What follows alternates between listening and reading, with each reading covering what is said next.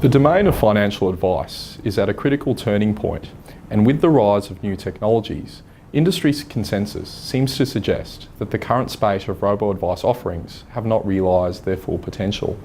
Joining me today is Mark Fordree, Chief Executive Officer of FinTech Ignition Wealth. Mark, thank you for joining us. My pleasure. Mark, I'd like to begin by asking you, what is it that makes Ignition Wealth's advice offering different? Okay, look, I think that's a great question. It's the starting point, I think, is that the term robo-advice doesn't really define accurately the number of offerings we're seeing in the market today. ASIC in its recent guidance papers, I think, actually defined robo-advice or automated advice as the giving of financial advice without the intervention of a human using technology and algorithms.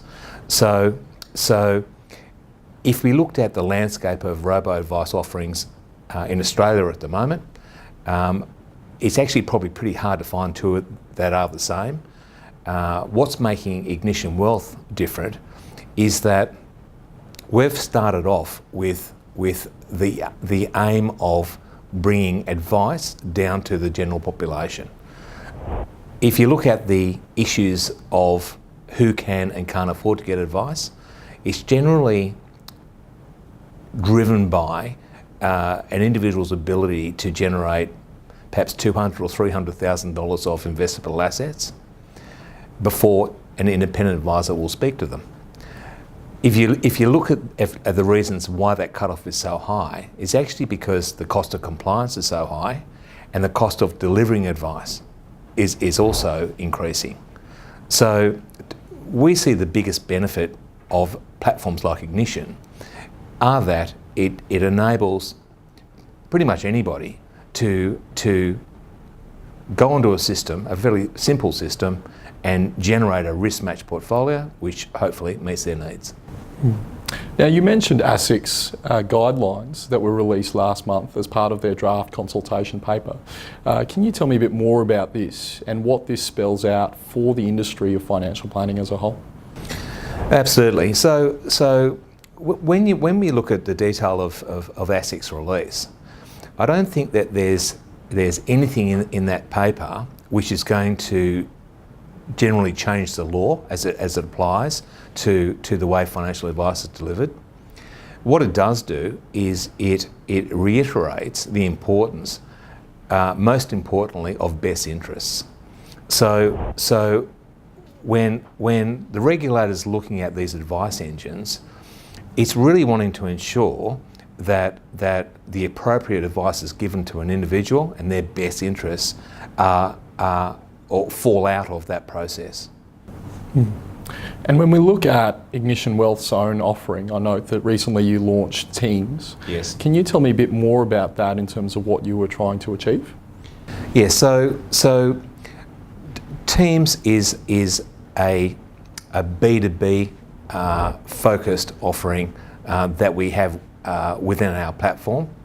Teams really is about enabling an existing distribution network, particularly one which may be made up of lots of smaller businesses or franchises, to have their own compliant environment sitting on our technology stack, which will enable a team leader, for instance, to be able to monitor and view activity within their group.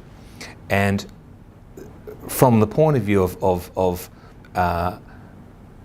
generating a solution in a very timely manner, it's a solution which can be switched on very quickly.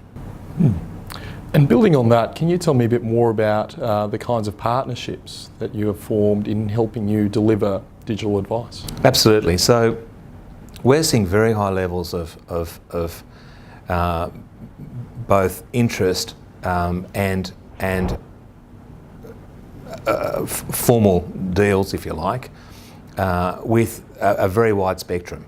They range from your suburban accountant who recognises the opportunity to monetise their lower level balances, through to larger distribution networks which may sit on top of that sort of group, right through to mortgage brokers, administration engines, and industry bodies. So we're not seeing a level of interest which is limited to a specific type of business. What we are seeing is a increasing recognition across that whole spectrum that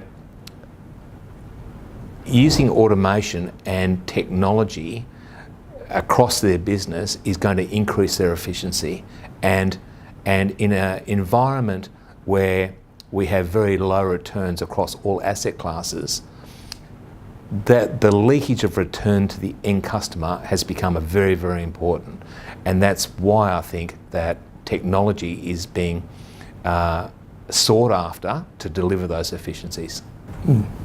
Now, in light of ASIC's regulatory framework, as we discussed earlier, can you tell me a bit more about the evolution of digital advice here in Australia and where you see this going over the next 5 to 10 years? Okay, so if we go back even 3 or 4 years, I think that there would be less having an agenda item on a board paper with automated advice or robo advice would have been very rare, less than 10%, if that I would suggest. Today, if we find a situation where I think it's the opposite, I'd be surprised if there's more than 10% of businesses in the financial industry who aren't discussing robo advice, how it's impacting upon them, what their internal plans are, and probably most importantly, I think that a lot of the large institutions are carefully watching each other to see what the competition's doing. What we have today is what I call a 1.0 offering. It's a fairly standard procedure where we generate some data about an individual. We generate a risk profile. We generate a risk-matched portfolio.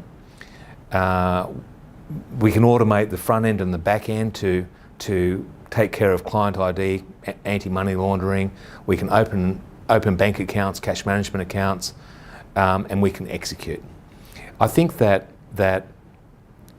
as groundbreaking as that would have appeared 5 years ago, today that's fairly standard sort of technology. Over the next few years, I think that we're going to see a full integration across all asset classes of both assets and liabilities.